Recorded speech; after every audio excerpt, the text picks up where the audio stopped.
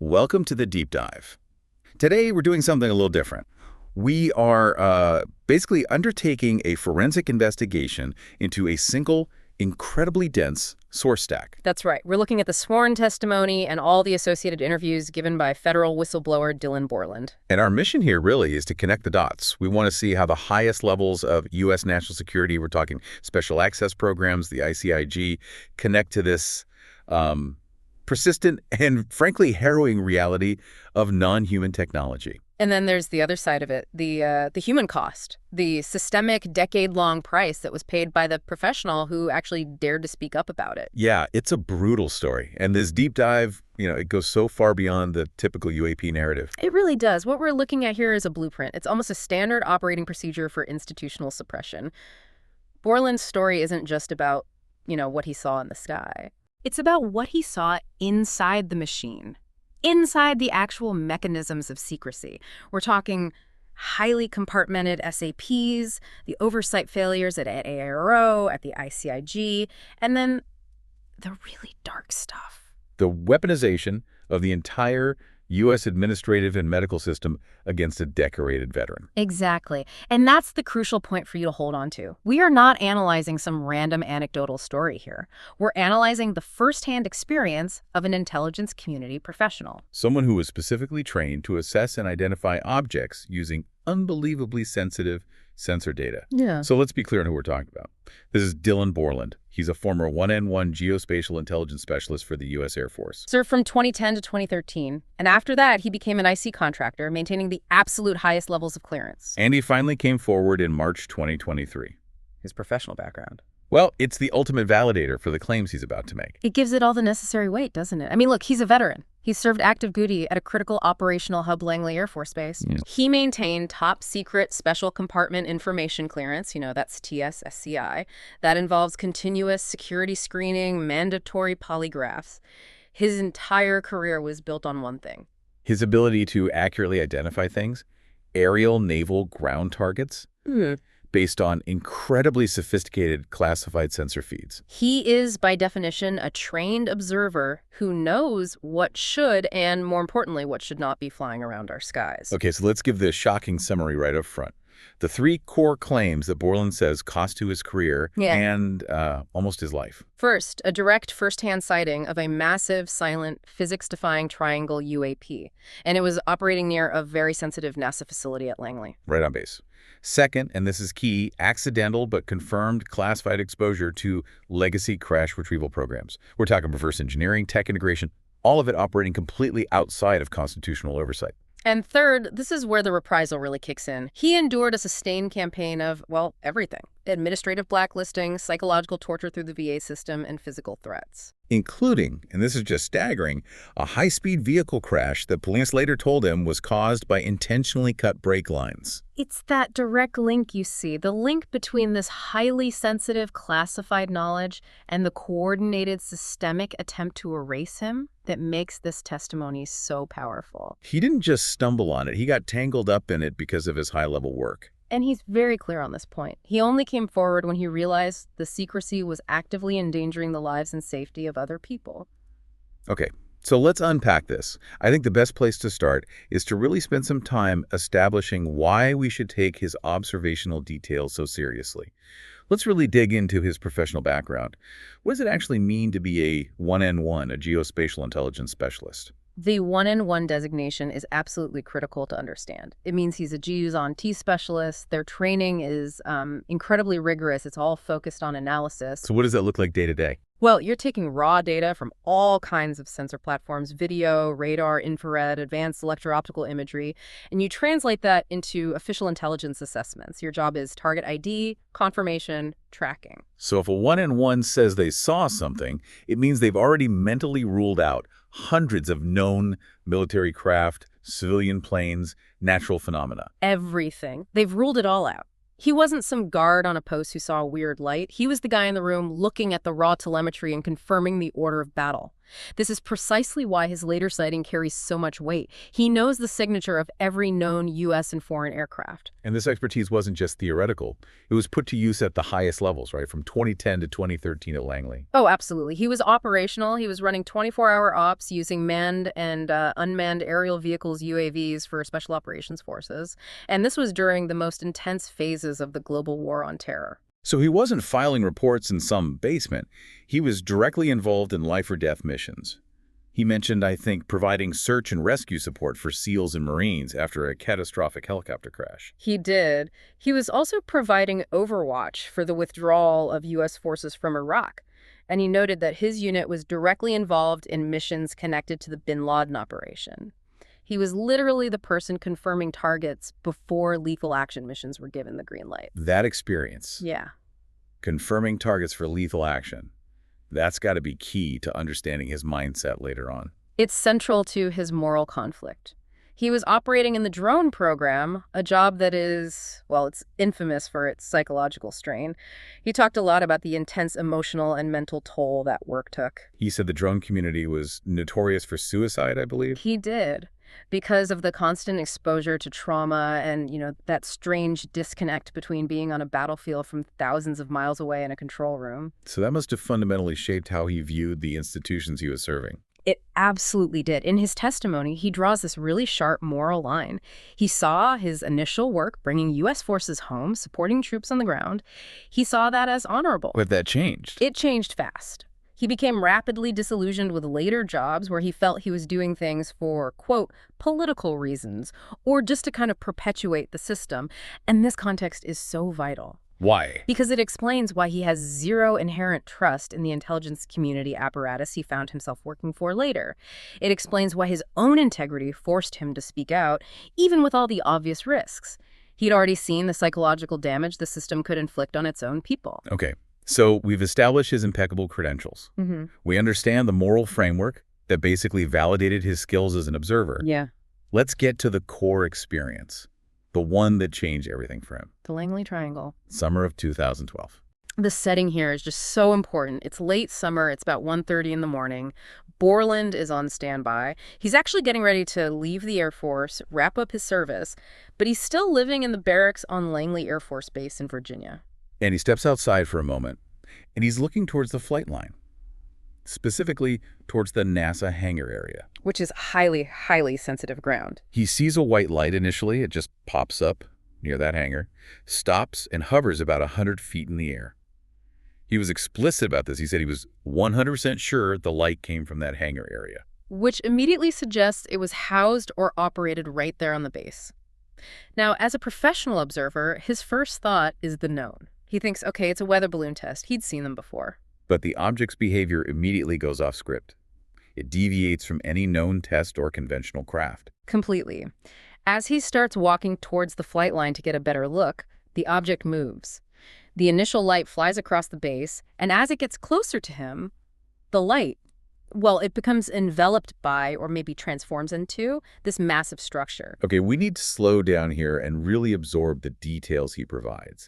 This is where it gets truly strange. He estimated it was a 100-foot-long, perfect equilateral triangle, and it hovering about 100 feet in front of him and 100 feet above him, so it's right there. And he made a really interesting point. He said he couldn't tell if the light had initiated some kind of active camouflage, making the structure suddenly visible, or if the structure itself just manifested around the energy source. And let's get into the structural specifics. He said it was substantial. He estimated it was 1 to 2 stories thick, and it maintained impossibly sharp 90-degree edges. Illuminated by 4 lights. Right. One small white light on each corner, and a central light that was 2 or 3 times the size of the corner lights. But the exterior, the material itself, defies any known material science. He described the main body as having a black metallic flake paint. Almost like a high-end, custom detailed car. That was the analogy. But overlaying the whole craft was this mesmerizing, semi-transparent substance he described as gold lava plasma, or some type of fluid going over and around the craft. And that fluid wasn't static, you see. He said it was pulsating, like a lava lamp. It was flowing across the surface, and incredibly, it was flowing smoothly around those sharp 90-degree edges. Okay, wait, I have to stop you. 100-foot craft, covered in pulsating gold lava that flows around corners. I mean, this sounds like it's straight out of a mythological text. For a movie special effect, right? Exactly. As a trained geontine analyst, wasn't his immediate instinct to just dismiss this, to say, okay, I'm hallucinating, or it's some super secret, but ultimately conventional prototype? And that's where his professional training matters the most, because he ruled out the conventional based on its performance characteristics. The physics of it. The physics. He confirmed it was completely silent. This massive 2-story thick object hovering just 100 feet away, and it displayed 0 kinetic disturbance, sound, or wind displacement. If you hover a conventional platform that big, you get a massive downwash. You get a deafening noise. And this craft created none of it. This confirms, just based on physics, that its propulsion system is using principles totally alien to our current understanding. It's likely related to gravity manipulation or some kind of exotic field generation. And its impact on his technology was immediate and localized. Yes. While he was watching the craft, his cell phone, which was right there in his hand, got extremely hot. It froze entirely, and then it just shut down. Which suggests the energy field, or whatever it was actively interfering with electromagnetic signals, or causing a huge thermal spike in nearby electronics. That's a measurable physical effect. That's not a subjective observation. So this object silently hovers there, pulsating with plasma. It fries his phone, all for about 2 or 3 minutes. What happened next? The departure was instantaneous and shocking.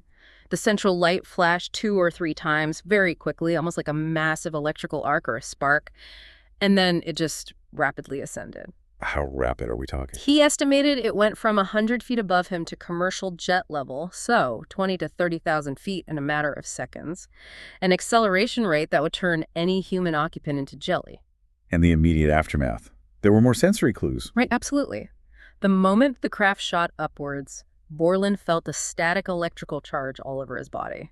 He said it felt like his hair was standing on end, and he was instantly hit with this intense, powerful smell. The smell of ozone. The specific metallic scent you get right after a strong lightning strike. This links the craft directly to immense energy manipulation. It left behind clear atmospheric evidence of its presence. He said he watched that center light, which now just looked like a distant star, move due east out over the Atlantic Ocean. This sighting, documented by this highly credentialed observer, this becomes the foundation for the entire next chapter of his life. His accidental entanglement with the secret UAP world. That first-hand encounter was the unfortunate catalyst. Years later, after he leaves the Air Force, he's working for organizations like BAE Systems, and he finds himself placed in this very sensitive position within a multi-agency special access program, a SAP.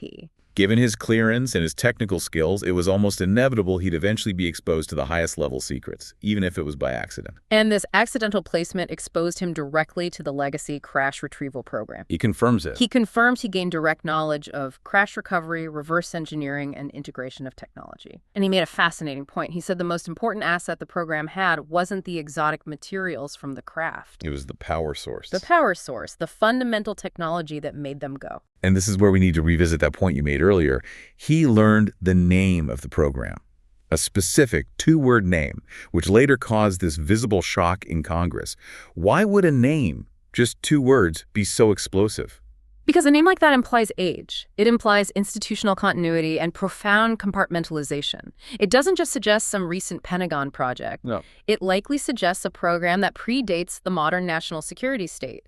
Maybe it dates back to the late 1940s, the 1950s, connecting it directly to those early, highly sensitive Cold War efforts. So for a congressional staffer to hear that name, it means realizing this program has existed completely outside of your oversight for generations.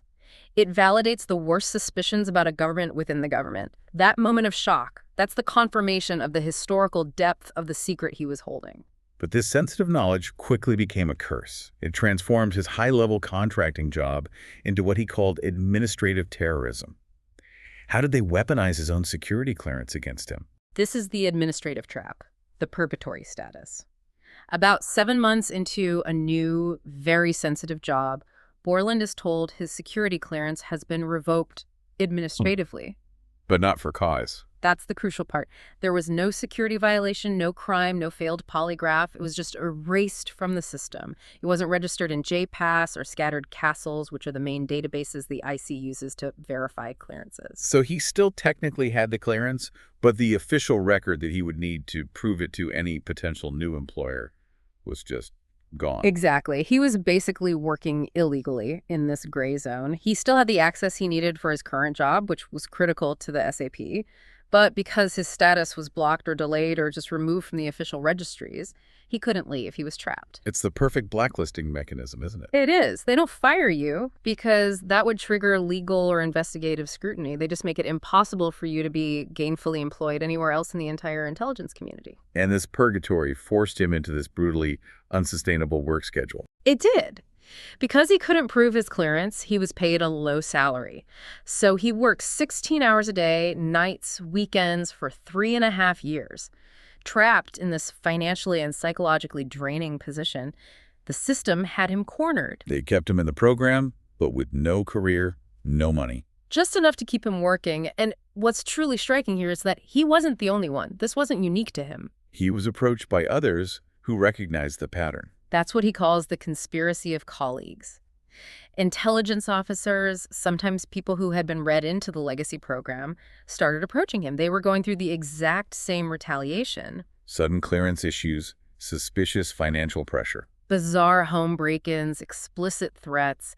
They correctly figured that because Borland was also going through this systemic reprisal, he must also be privy to some very sensitive information. And they sought him out specifically because they were scared for their lives. Yes, they shared information with him.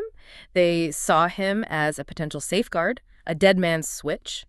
They actually asked him, if they died, to blow the whole thing up, to expose the entire program and the retaliation campaign. So he went from being a victim of reprisal to being the custodian of secrets for several other victims who couldn't come forward themselves. He inherited their burden, and this leads us right into the core narrative of systemic reprisal. This wasn't a quick firing. This was a comprehensive, decade-long campaign designed to completely neutralize Dylan Borland by attacking every foundation of his life. His career, his health, and his physical safety. The scale of the assault is just terrifying. The blacklisting continued. After he filed his formal complaint with the Intelligence Community Inspector General, he confirmed he is still blacklisted from certain IC agencies. He lost his reputation. His master's degree became professionally worthless in his field. He was exiled. But the attacks moved from administrative to deeply personal and psychological. And they centered around the VA medical system. And this is maybe the most insidious tactic of all. Institutional gaslighting through medical records. After Borland witnessed a veteran suicide, a documented traumatic event, he went in for his required psych evals. Instead of support. He was accused of faking the police report and faking being a police officer. And the long-term consequence of that VA encounter was devastating. They officially entered into his medical records that he was a liar and prone to delusions. Just think about the tactical effectiveness of that. It's a credibility bomb. It's a time bomb. If he ever tries to publicly disclose his UAP encounter or what he knows about the legacy program, the government can immediately point to his official federal VA medical record saying he's a delusional liar. It destroys his credibility instantly without ever having to address his actual claims. It's weaponizing the very system meant to heal veterans. And the psychological warfare didn't stop there. It escalated into this truly bizarre and disturbing neurofeedback program. The details of this program, I mean, it sounds like active psychological torture.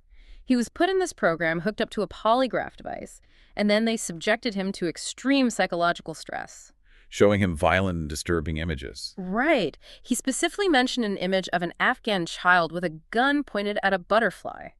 And while seeing this, he was forced to do complex mental tasks like counting backwards by 7. And if he failed? The consequence was immediate, painful conditioning. They would scream at him or blast an air horn right next to his head, forcing him to restart the counting. He also mentioned something else about the medical evils, didn't he? They kept asking him these weird philosophical questions. Yes, about ESP, God, remote viewing. Yeah. It suggests the evaluations were less about his mental health and more about probing the boundaries of his knowledge and belief system concerning the phenomenon itself. And Borland ultimately concluded that all of this, especially the aggressive prescription of medication, was an attempt to force his suicide. He strongly believes that was the objective. The VA officially denied he even had PTSD or depression, yet they prescribed him specific medications that are known to cause intense suicidal ideation as a side effect. He described waking up in the middle of the night with a physical, almost irresistible compulsion to end his life. That is just. It's an extraordinary level of sustained malice, using the medical system as a controlled, deniable assassination attempt. And the malice was so obvious that it provoked a protest from within the VA itself. It did. Borland was told by a dedicated VA psychiatrist that they had filed a formal complaint against the specific VA team handling his case. The psychiatrist warned him directly. He said, "They are trying to get me to kill myself." And that doctor resigned in protest. He resigned. That third-party confirmation from a medical professional, it validates the extremity of the psychological pressure and the institutional malfeasance he was facing. So when the administrative and psychological attacks failed to silence him or eliminate him, the threat escalated to physical violence. It did. After enduring years in that purgatory state, Borland finally quit the low-paying, high-demand job. And predictably, his security clearance was erased again in May of 2018. And just days later, his car was totaled in a severe accident, and the police who investigated the scene told him in confidence that his brake lines had been intentionally cut. this is the narrative anchor for the whole reprisal story. They move from administrative assassination to literal physical assassination, but staged to look like a suicide. The very outcome they had been trying to force through the VA for years, it connects every single thread. The system had already tried to build a documented record of depression and delusion, making any resulting death easily dismissible as self-inflicted. When the psychological tools failed, the physical threat was deployed. And the result was total financial ruin. Absolutely. The blacklisting meant no work. He was denied unemployment benefits. He was forced to live off just $270 a week in Northern Virginia, one of the most expensive places in the country. He drained his 401k. Just to survive. He reached a point of absolute desperation. He was seriously contemplating committing petty, nonviolent offenses just to get 3 hots and a cot, because he was terrified of becoming another homeless, disabled veteran. The state was successful in destroying every measure of his stability. When you look at the totality of it, the blacklisting, the health record manipulation, the threats, the pattern is so similar to historical tactics used against other whistleblowers in this space. You think of someone like Bob Lazar, whose records and existence were just scrubbed from history. It suggests there's an established standard operating procedure for dealing with high-level witnesses. The goal is never to prove them wrong scientifically. No, it's to neutralize their credibility using administrative, medical, and financial tools. Borland's testimony is a modern, documented roadmap of how the legacy program maintains its silence. And this history of profound betrayal is why his decision to finally pursue formal disclosure starting in 2023 was so fraught with distrust. He was clear. He became a whistleblower out of concern for others' lives. He believed the future hinges on how we approach this technology. Either travel to the stars or regress to the Stone Age. The stakes couldn't be higher in his mind. And he was highly strategic in his approach. He went to Congress first. Right. He bypassed the executive branch's formal processes, at least initially. He informed Senate and House staffers about the Langley Triangle, and then he offered them direct, in-depth knowledge of a hell of a lot more about the tech and the programs. And we have to pause again on that program name. When he dropped that specific 2-word name to a congressional staffer, Borland said the staffer's mouth literally dropped open in shock. That reaction is a microcosm of his entire claim. It's proof.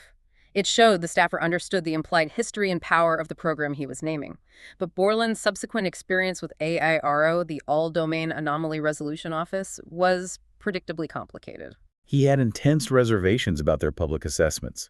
He viewed them as a misrepresentation of the truth, a subtle distortion of reality designed to manage public perception. His distrust ran so deep that he intentionally withheld sources and methods information from them. He knew that the people who had shared information with him, his fellow victims of this administrative terrorism, were still vulnerable. He didn't want AIRO, or the DoD entities AIRO reports to inadvertently or purposefully expose those people to more retaliation. Borland also offered this truly piercing critique of AIRO's public language, especially their statement that they found no scientific evidence of extraterrestrials. This is a perfect example of semantic manipulation. It's telling a technical truth to obscure a much larger reality. Borland argues that AIRO's statement is only technically true because they define the term extraterrestrial extremely narrowly.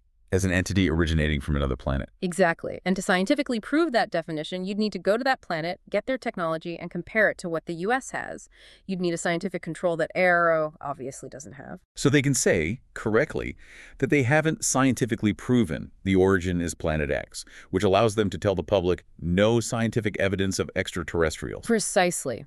They are technically correct, but they know the public hears that and thinks, okay, they've ruled out that UAPs are real or non-human. Borland called it a manipulation of the public perception. They're leveraging the precision of scientific language to perpetuate a public lie. And the immediate classification of the very documents he provided to them just reinforces that skepticism. Of the 3 basic rudimentary drawings he gave to official bodies, 2 were immediately thrown into a SAP. They were compartmentalized instantly, deemed too sensitive for even standard classified review. And Borland claims those 2 drawings prove we are not alone. The instant move to compartment his own evidence just validated his distrust. For him, disclosure just leads immediately to more secrecy. So after David Grush's testimony in the summer of 2023, Borland formally escalated. He went to the Intelligence Community Inspector General, the ICIA, in August 2023. And this experience just further solidified his feeling that he was being assessed, not investigated. He said the objective of the ICIG intake felt like it was solely to assess just how much I know, rather than to start a genuine investigation into his UAP claims, or critically, his claims of widespread retaliation. The questions, the statements from the IG staff, it all felt like a systematic fishing expedition, designed to map out his knowledge and figure out what kind of threat he posed to the continuity of these legacy programs. And the outcome was that assessment. He was deemed credible, not urgent.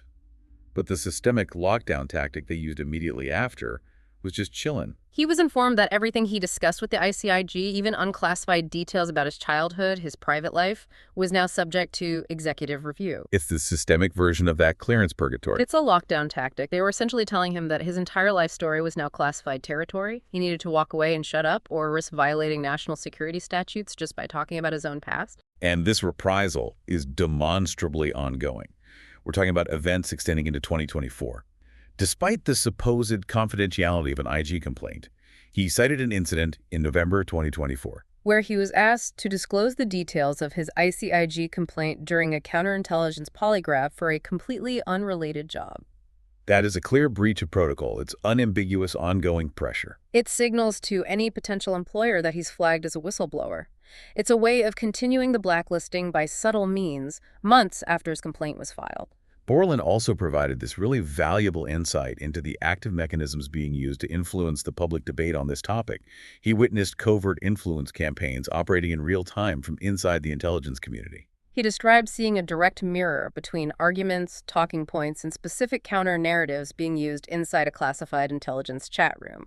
A room, he noted, frequented by people from agencies known for their anti-disclosure stances. And public statements made by anti-UAP voices on platforms like X or Twitter. And this mirroring happened with astonishing speed, within a 24 to 48-hour window. This is powerful evidence. It suggests a concerted, organized effort originating inside the classified world to actively influence and manipulate public perception and debate. They're not just hiding the truth.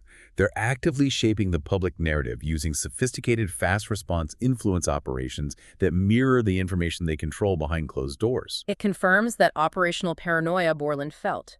The same system that tried to destroy him internally is also actively working to discredit his narrative externally. And this brings us to the final philosophical implications of his testimony, the context for the immense price he has paid. Borland shared his personal view that the phenomenon, the tech, the entities are very, very, very old. He believes they predate our modern understanding of history. He suggested they're potentially what older human cultures documented as gods or demons or angels. He believes humanity has been influenced by something else throughout its history, citing these common global stories of celestial events and skycrafts, like flood myths, that recur across totally diverse cultures. And if the phenomenon is ancient, the stakes for disclosure completely change, which is why he defined the risk not as mere public panic, but as catastrophic disclosure. Catastrophic disclosure, as he defines it, is that unmanaged information release that proves these things are real, ancient, and perhaps controlling or manipulative. The sheer realization that the foundation of our shared reality, our history, our physics, our place in the universe is fundamentally wrong. It could cause chaos. And potentially lead to the government, as we understand it, never ever recovering its legitimacy or its authority. He sees the secret not just as hidden technology, but as a hidden truth about human existence itself. Exactly, and that is why he stressed the vital importance of a legislative solution, like the UAP Disclosure Act of 2025.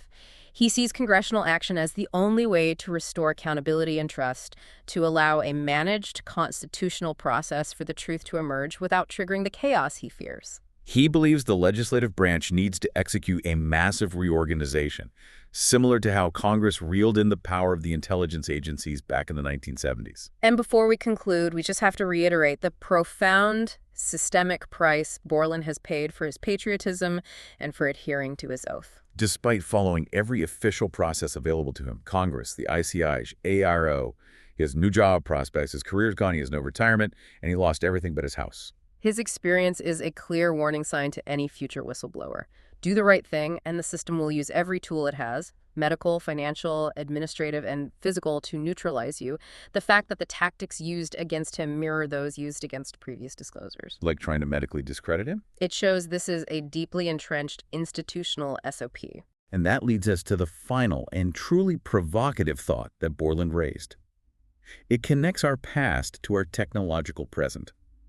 Historically, America would bring in the best and brightest to tackle profoundly difficult problems.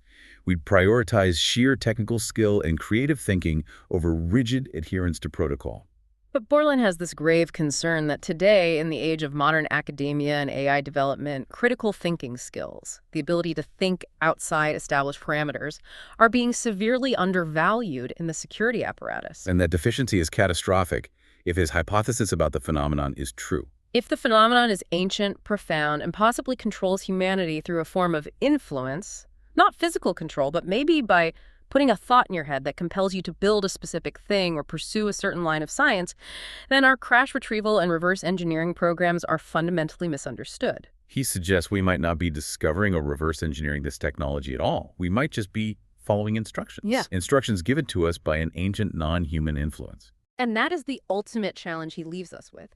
If our own intelligence apparatus is being staffed by personnel who lack the creative thinking skills to recognize this level of sophisticated influence, are we even capable of recognizing the true nature of the phenomenon?